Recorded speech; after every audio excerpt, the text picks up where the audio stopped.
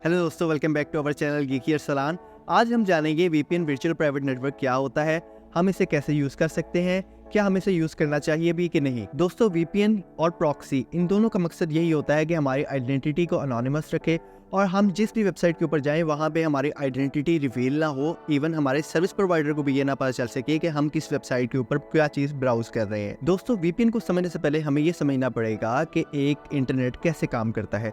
देखिए दोस्तों, हम जब अपने कंप्यूटर, लैपटॉप या फ़ोन के ज़रिए इंटरनेट के ऊपर कोई चीज़ एक्सेस करते हैं, कोई कंटेंट देखते हैं, तो होता क्या है कि हमारा आईपी एड्रेस जो होता है वो उस वेबसाइट के ऊपर जाता है। उस वेबसाइट के पास हमारी लोकेशन जाती है। हमारे सर्विस प्रोवाइडर के ज़रिए हमारे ट्रैफिक जो है वो पैकेट की फॉर्म में उस वेबसाइट तक जाती है। अब देखिए, अगर तो उस वेबसाइट ने वो जो कंटेंट है वो हमारी कंट्री में बैन किया हुआ है, तो जैसे ही हमारी लोकेशन उस वेबसाइट के ऊपर जाएगी वो हमें फ़ौरन ब्लॉक कर देगा और हम उस कंटेंट को नहीं देख सकेंगे। जैसे यूट्यूब के ऊपर कुछ वीडियोस जियोग्राफिकली लॉक होती हैं, कुछ वीडियोस के ऊपर आता है कि this video is not available in your region. लेकिन दोस्तों, ये वो वेबसाइट इसलिए ब्लॉक कर पाती है कि उसके पास हमारी लोकेशन जा रही होती है। लेकिन सोचिए, अगर उस वेबसाइट के पास हमारी लोकेशन ही ना जाए तो वो हमें ब्लॉक नहीं ना कर पाएगा।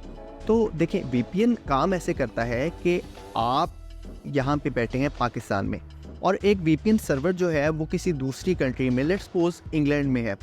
तो अब एक कंटेंट जो पाकिस्तान में बैन है लेकिन इंग्लैंड में वो अलाउड है, तो आप जब उस वीपीएन सर्वर के थ्रू हम उसको एनरूट करके वहाँ पे ट्रैफिक भेजेंगे अपनी उस वेबसाइट के ऊपर, तो उस वेबसाइट को नहीं पता चलेगा और उसके अंदर लोकेशन जो है वो इंग्लैंड की, जहाँ पे हमारा वीपीएन सर्वर पड़ा होगा, उसकी आ रही होगी।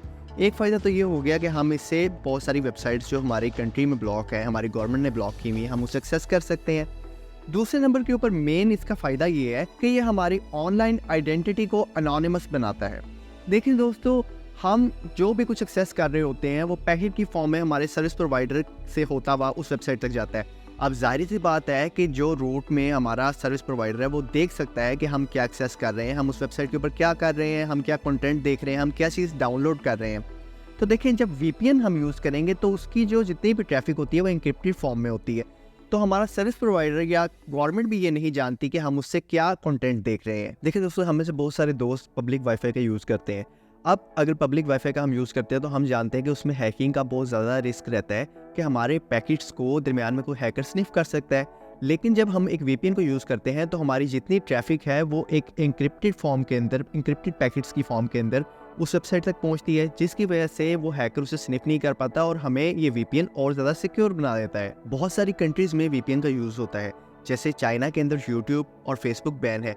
अब वहाँ पे अगर आप ट्रैवल करते हैं तो वहाँ पे आप बाय डिफ़ॉल्ट जो आपको ब्राउज़र के अंदर अगर आप लिखेंगे youtube.com या facebook.com, आप उसे एक्सेस नहीं कर पाएंगे।